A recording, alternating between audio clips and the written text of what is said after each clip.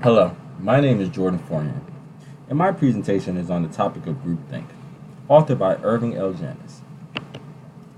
This screen shows my current related topic article on groupthink.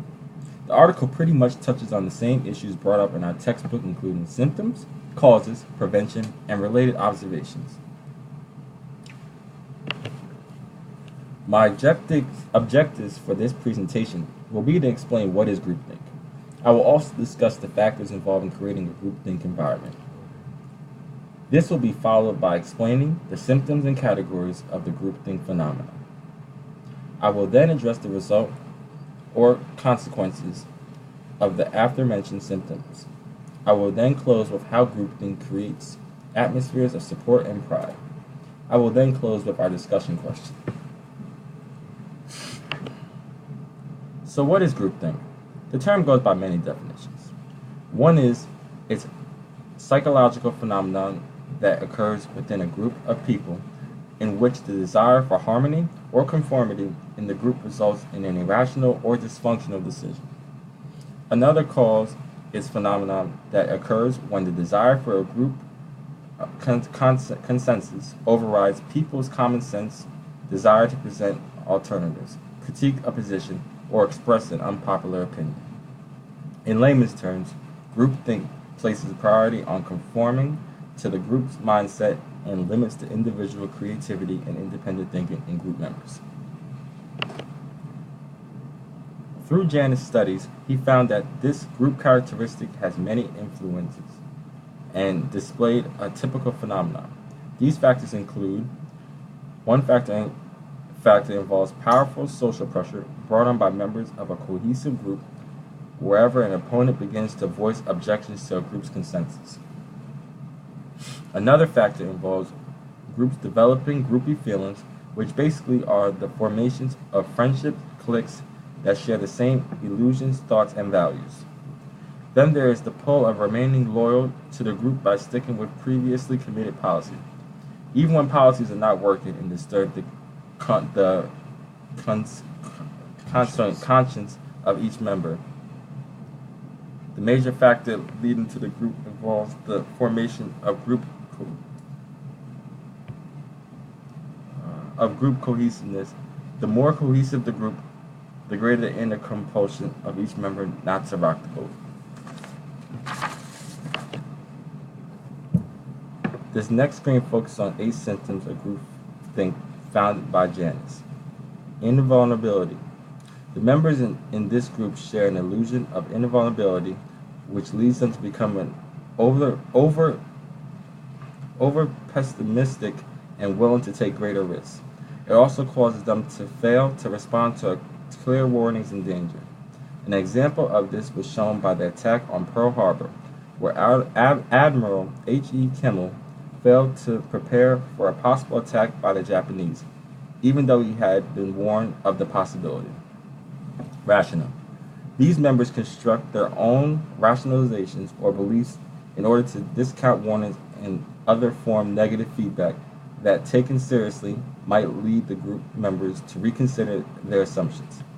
An example once again points to Admiral H.E. Kimmel, whose group convinced themselves that the Japanese would never attack Hawaii. Morality. These victims of groupthink believe without a doubt in the inherent morality of their in-group. This belief inclines the members to ignore ethical or moral consequences of their actions. This leads to things being unsaid during their meetings. An example of this was seen when Arthur Schlesinger Jr. presented his strong objections to the Bay of Pigs invasion to then-President John F. Kennedy, but suppressed these objections when he met with Kennedy's team meeting. Stereotypes.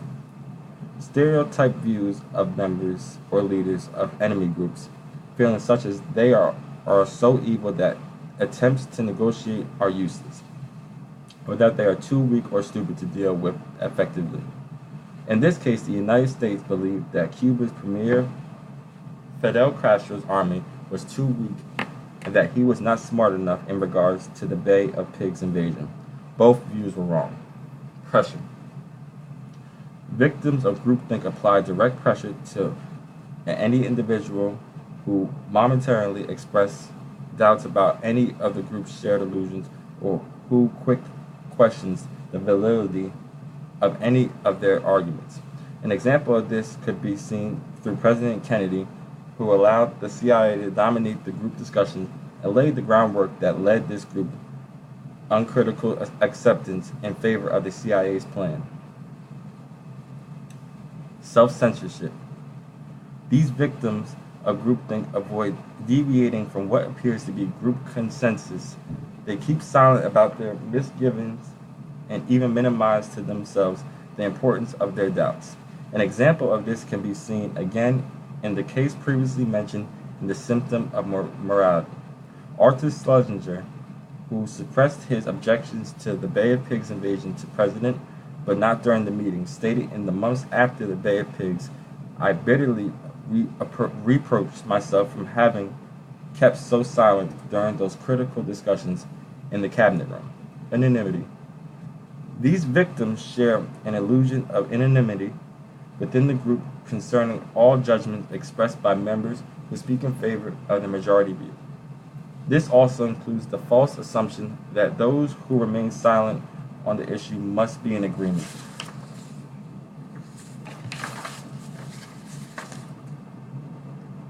Mind guards.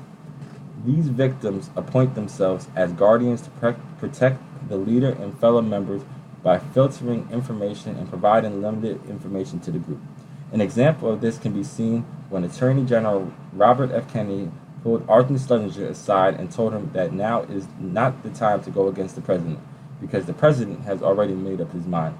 Kennedy was acting as a mind guard. Janice found that when groups display these symptoms, it usually leads to consequences. These consequences led to products of poor decision making. These products follow a common theme of limiting choices, not exploring alternatives, failing to acknowledge risks, unwillingness to ask for expert opinions, and in the end, the group ends up following whatever the majority or dominant opinion.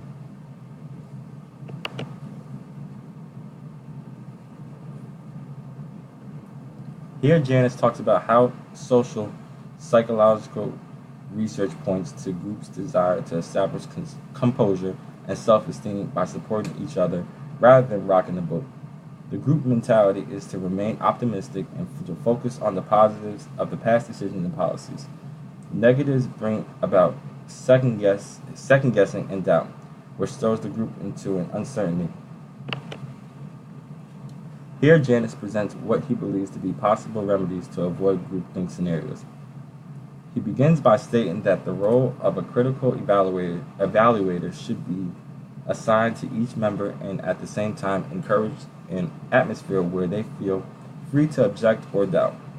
This becomes the critical piece missing, especially when the group cohesiveness has been established. Other areas that Janice mentions are for organizations to outside planning group and evaluation groups have members take back at groups finding to their associates and bring back feedback, and also, before reaching a final consensus, open the floor to any final doubts or concerns. In conclusion, I believe that the leader of the group is the primary controller as to whether groupthink does or does not take over the group's mindset. A domineering, controlling leader will keep some members from wanting to say anything that might be looked upon opposition to the leader's focus, especially if the leader already has a clear set opinion. A leader who allows the group to speak freely without any negative feedback or pressure will get the most out of the group. Allow them to make the best decisions. My discussion quest for you guys, think back to when you were in groupthink situation. What symptom or groupthink do you believe took place, and how did you react? How could it have been avoided? Thank you very much.